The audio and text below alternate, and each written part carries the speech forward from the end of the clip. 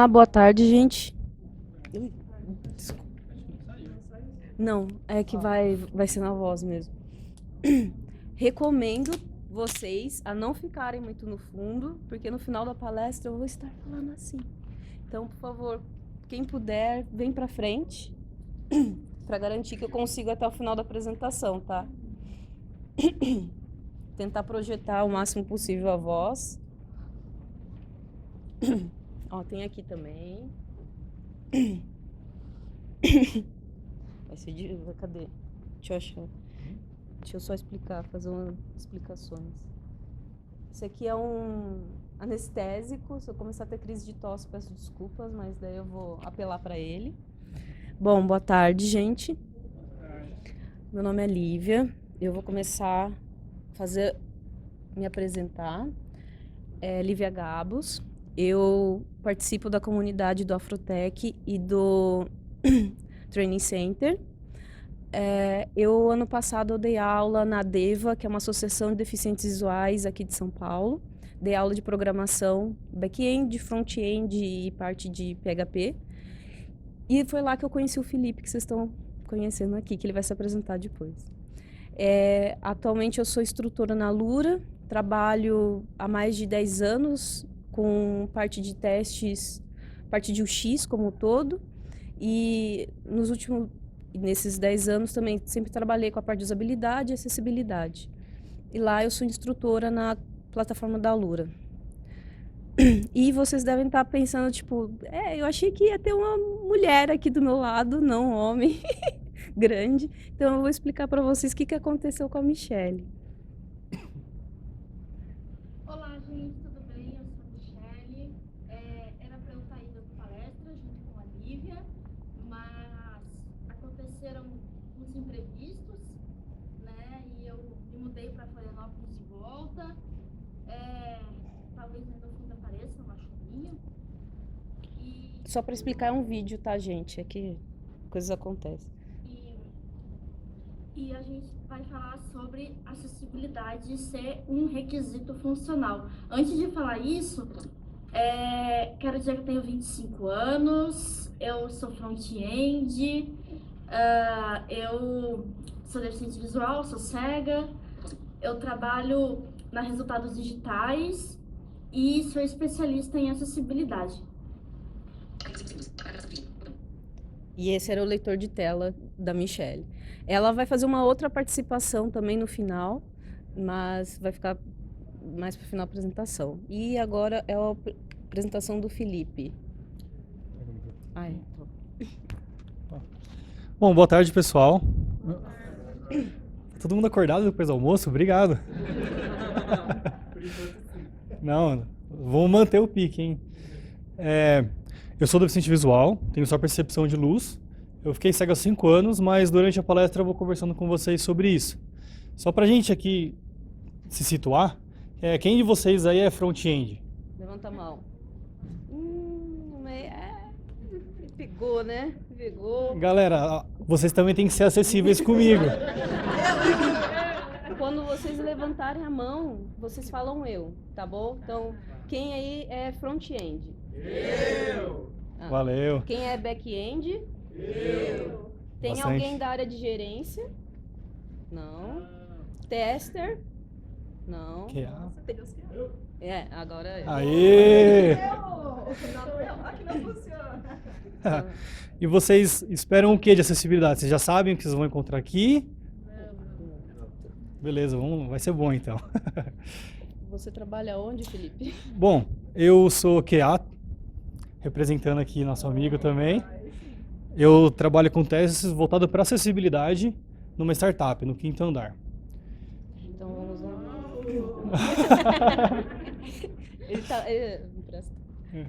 Ele tá acostumando a ser palestrinha, de ir nos eventos e palestrar. Bom, vamos lá?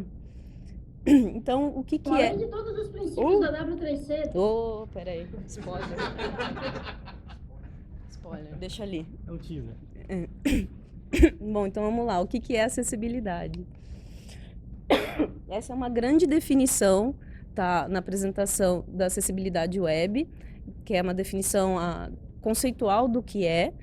como eu vou ficar sem voz até o final da palestra, eu vou resumir o conceito do que é acessibilidade. Então, acessibilidade é independente do lugar que você está, do modo de acesso, das condições, capacidades físicas, das condições, capacidades financeiras, das capacidades intelectuais e cognitivas, das capacidades educacionais. Você consegue fazer o que quiser, quando quiser e como quiser. Esse é o conceito geral de acessibilidade. Então, ele não é simplesmente voltado para pessoas com deficiência. Acessibilidade... Desculpa. Acessibilidade também, ela não é só código. Eu coloco como acessibilidade sendo um caminho, pensando que na parte de desenvolvimento a gente tem vários caminhos que a gente pode seguir. Normalmente a gente, quando vê o caminho de acessibilidade, a gente fala assim, mas ele parece meio complicado, meio difícil, eu acho que eu vou pegar um atalho, e foge daquele caminho. Então, por isso que eu coloco acessibilidade como dessa maneira. A ideia da gente nessa palestra é explicar o quanto abrange a acessibilidade e dar algumas diretrizes, alguns exemplos para vocês seguirem depois, tá? Tá muito baixo, como é que tá o feedback? Tá, obrigada, gente. Então, vamos lá. Acessibilidade na prática. Celulares de 2014, daí tem 3 imagens, o iPhone 6 Plus, Xperia Z3 e o Lumia 930. Vocês pensaram que há 5 anos atrás eram esses celulares que todo mundo utilizava, que vocês podiam ter. Esses eram celulares comuns. E quando a gente está desenvolvendo, a gente lembra que não é simplesmente o celular de última geração, mas também é esse perfil que a gente acaba atingindo, Felipe, da questão do celular. Bom, pessoal, uma dica de ouro para vocês. Para a gente não pensar primeiro em desenvolver, né, como a Lívia falou, para os celulares top de linha. Porque o que está na mão da população? Todos os tipos, né? Então, um número interessante para a plataforma iOS, o 7 e o 8 é mais de 2/3 da população que possui. Então, se você for desenvolver para essa plataforma, começa dali. E para quem usa Android, desenvolve para Android, a grande maioria, a média, é o Samsung J5, que esse ano nem vai receber atualização de versão, mas é o que a população mais usa. Então é algo que a gente tem que pensar durante esse desenvolvimento para atingir, né, todos os públicos. E a gente tem que lembrar e pensar que com a maior capacidade dos celulares, o tempo médio de uso que a gente fica com o celular vem aumentando. Então, por exemplo, para o iPhone, 2016 eram 2 anos em média que a pessoa ficava com o celular. 2018 aumentou para 3 anos e a expectativa é que em breve sejam 4 anos e meio e 5 para mais. Então, se vocês pensarem em questão de acessibilidade, de atingir todos os públicos, se um iPhone 4 anos e meio, que pode ser, por exemplo, um iPhone 6 Plus, e a capacidade dele, tamanho e espaço que vai estar disponível, e o sistema operacional, e os apps, será que a pessoa que usa esse iPhone, ela vai preferir o aplicativo de vocês do que ficar com o WhatsApp? Eu acho que não, né? Tem alguma coisa que quer complementar? Pensando na capacidade dos aparelhos, né?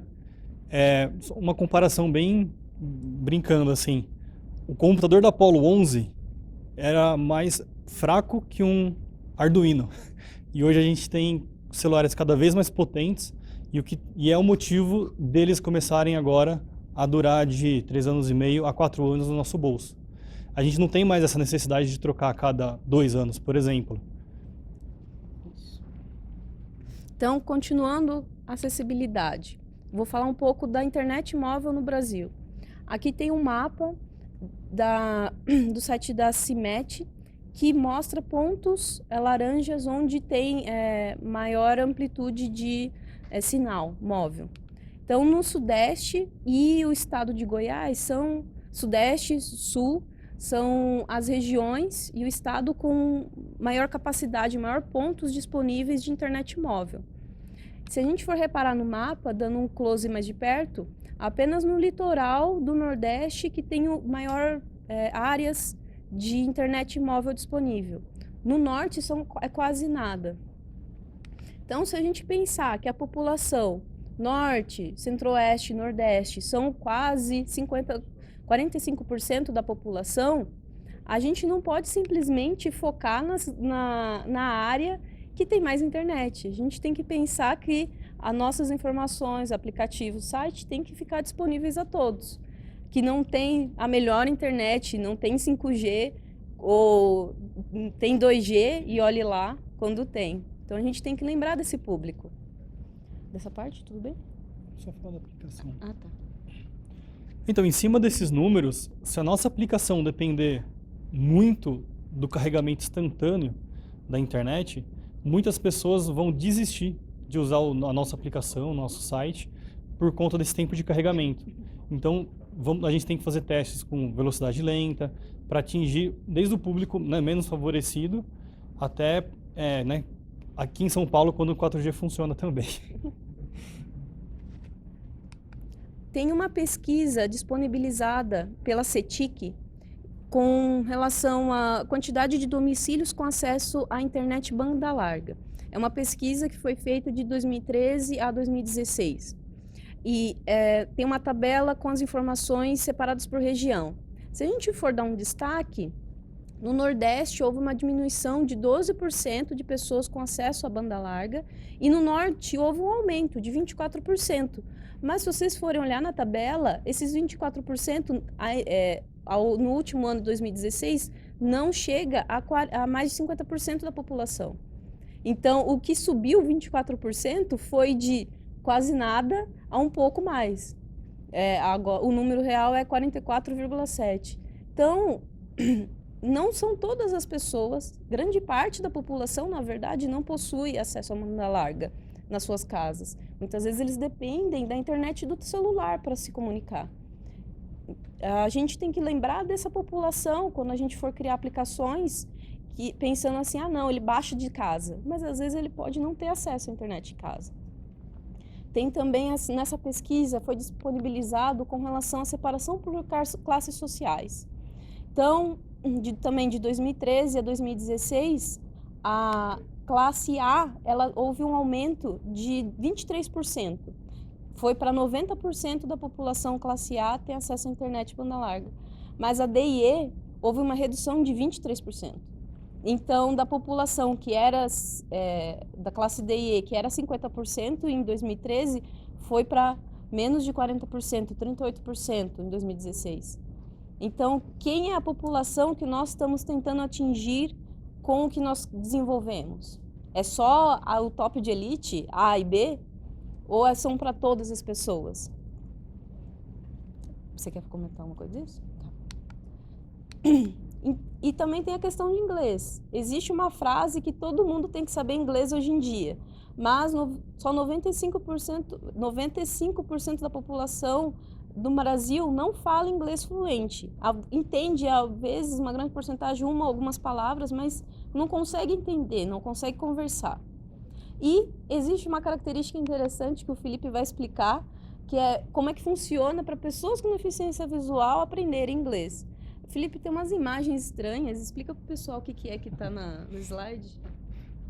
Bom, pessoal, é um dispositivo eletrônico, essa imagem aqui na tela. Alguém imagina o que é isso?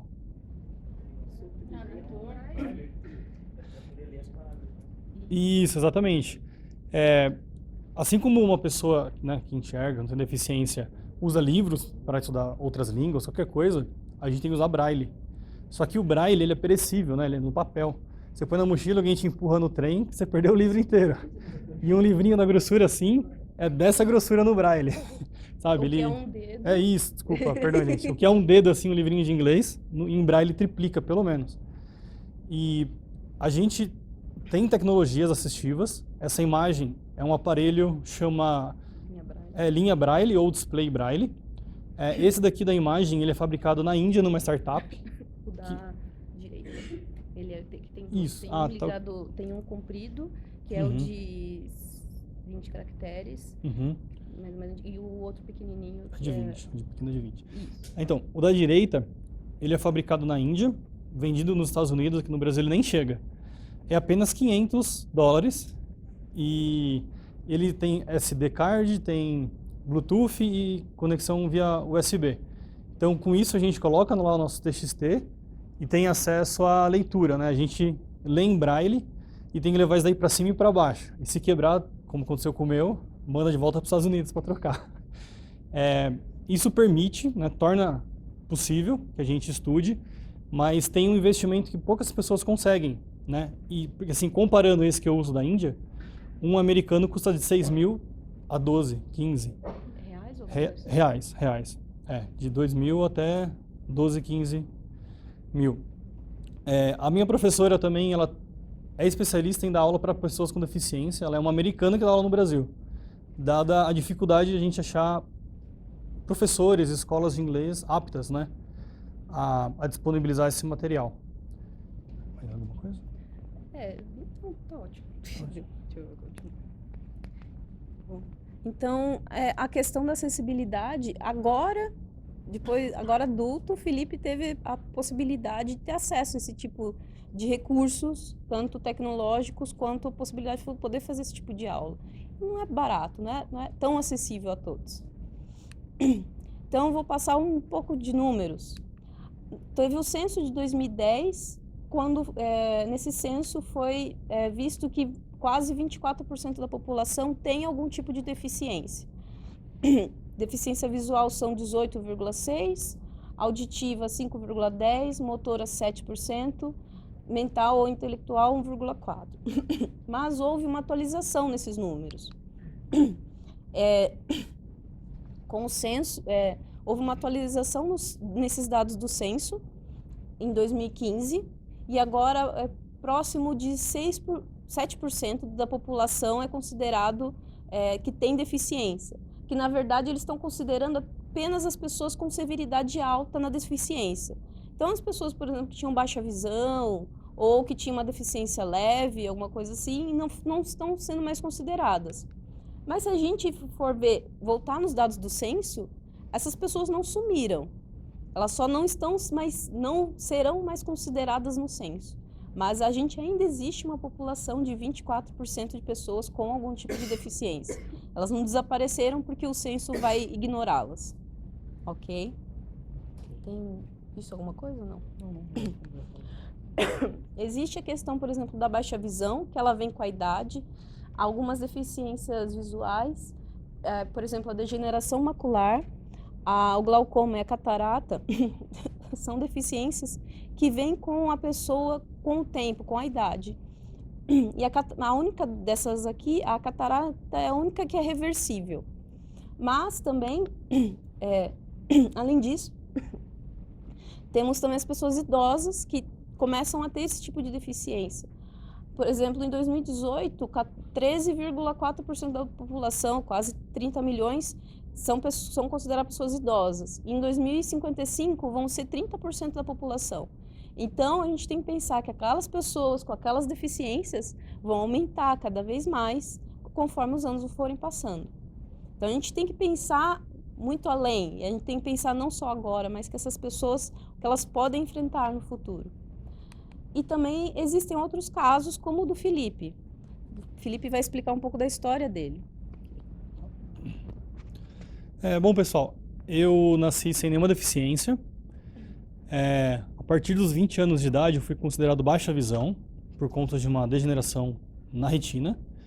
Então, até os 27, eu trabalhei na lei de cotas, na área de logística, área financeira. Dos 27 até hoje, eu não vou falar a minha idade, e eu sou considerado cego com percepção de luz.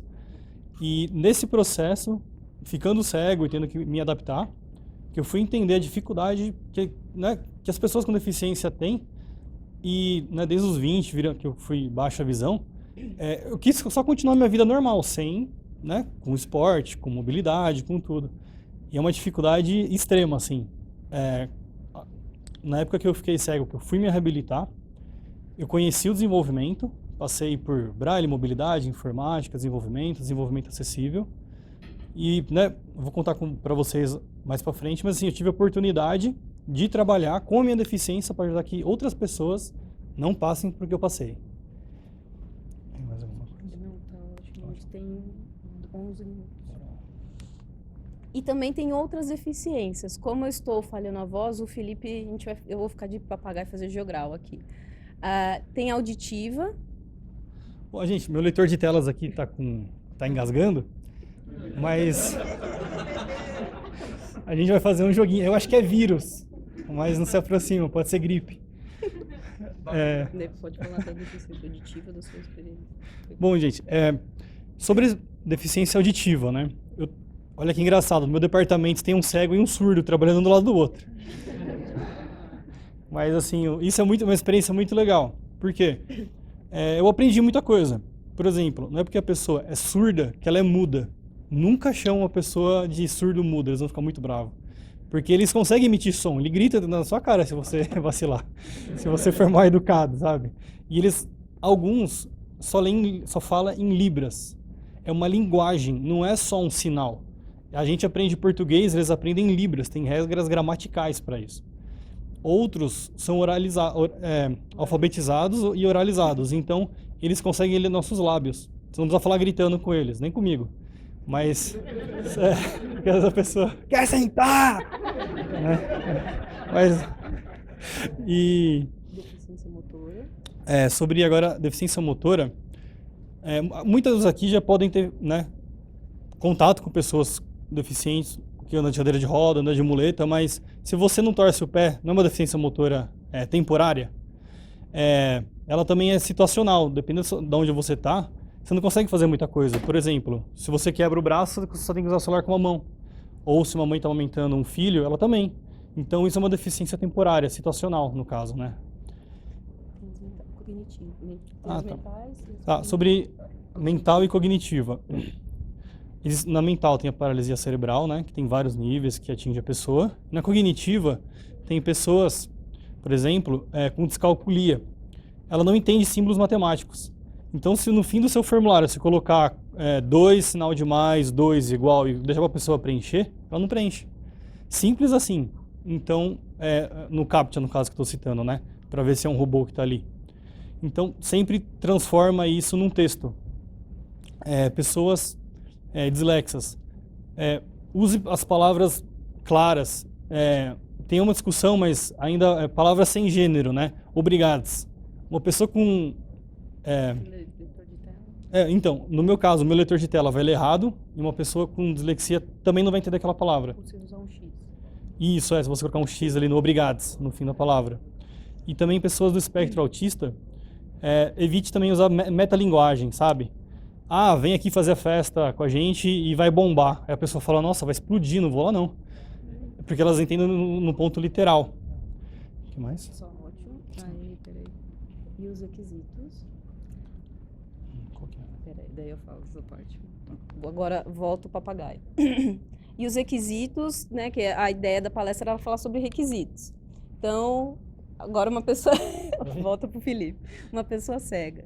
Aqui tem um slide com os leitores de tela. Tá. Bom, no nosso caso, a gente chama leitor de tela, né? Quando um funciona, a gente pula para o próximo, para tentar interagir, às vezes, numa aplicação ou na página de alguém que não pensou muito em acessibilidade. Então, um gratuito, open source, que roda no Windows, é o NVDA. Só que também, às vezes, dependendo do navegador, ele pode não ficar muito bom. A gente dá um comando, desliga ele, liga o narrador do Windows. Aí ele consegue acessar algumas coisas, principalmente as aplicações do Windows. Ele também pode dar uma falhada, aí a gente usa o JAWS. Custa só R$10.000 esse programa, qualquer um pode comprar ali na banquinha da esquina, por R$10, né? Porque no Brasil é uma situação muito difícil, né, de conseguir usar esse leitor de telas que comprou toda a concorrência. No iOS, no macOS tem o VoiceOver, que já é nativo, e no Linux o Orca. E no Android o TalkBack.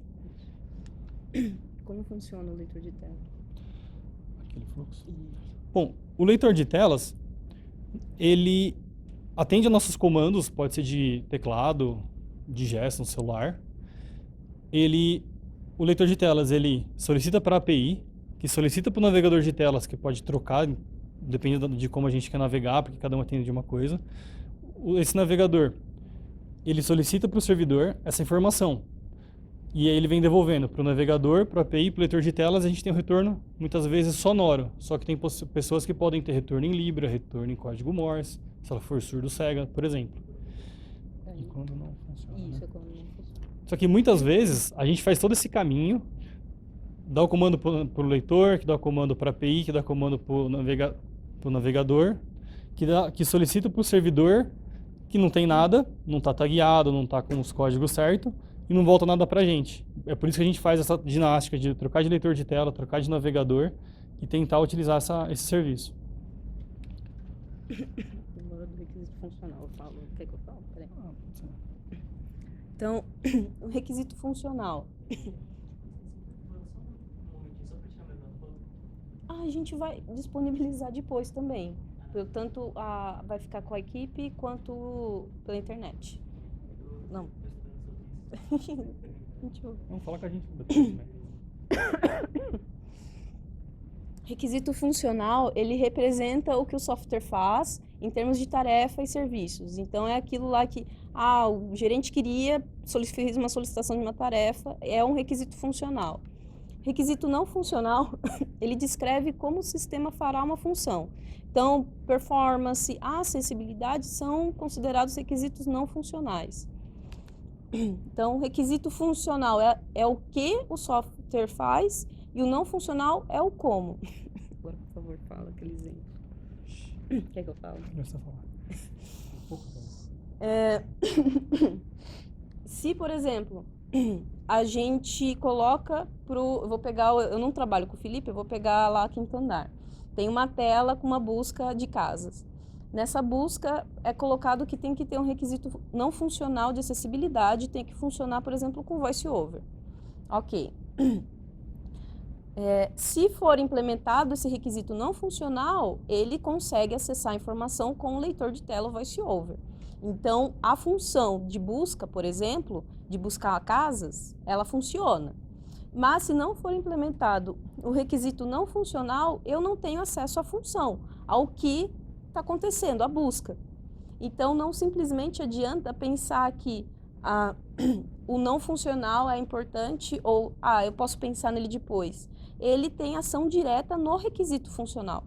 Senão, outras pessoas não vão conseguir utilizar aquele software, aquela aplicação. Certo? Daí tem uma explicação técnica da Michelle, que é a participação dela, que eu já volto. Segura aqui o microfone.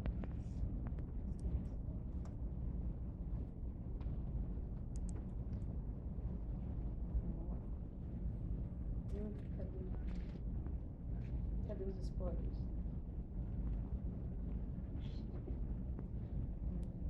Muito nervoso, gente. Nossa,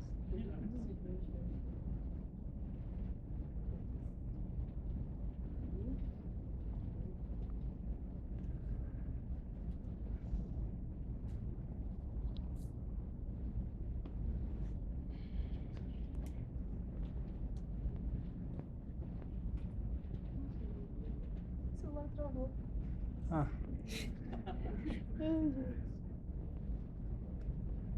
Peraí. Não, já sei. Foi. Cadê? Não foi. O WhatsApp tá travando. A gente faz o quê? A gente mexe no outro que funciona, o Telegram. Vamos lá. Peraí. Olá, gente, tudo bem? Eu sou a Michelle. Não, esse já foi. Bom, além de todos os princípios da W3C, WCAG, você também pode usar a especificação EIRA para tecnologias tipo React, coisa do tipo, que ela não vem com suporte.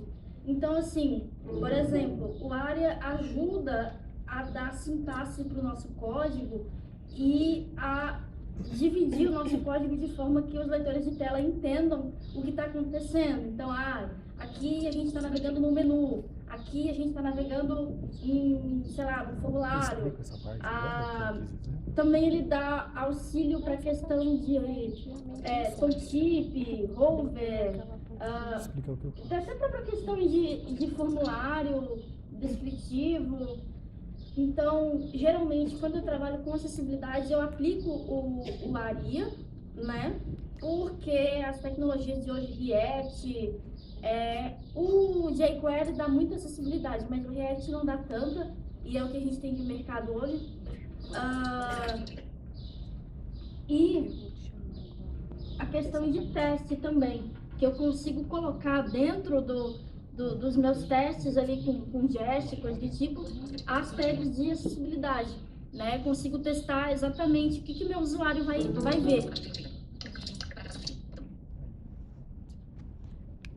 Então, se juntarmos tudo e pensarmos que nem todos têm a melhor conexão, que nem todos têm o melhor celular ou computador, que nem todos usam mouse ou os toques normais, a gente tem que pensar lembrar daquilo que eu falei, que a acessibilidade é um caminho.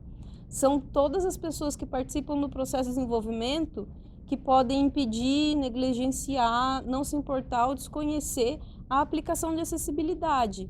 E agora que vocês já sabem um pouco de acessibilidade, vocês têm que tomar esse cuidado para que essas pessoas passem a conhecer e entender a importância.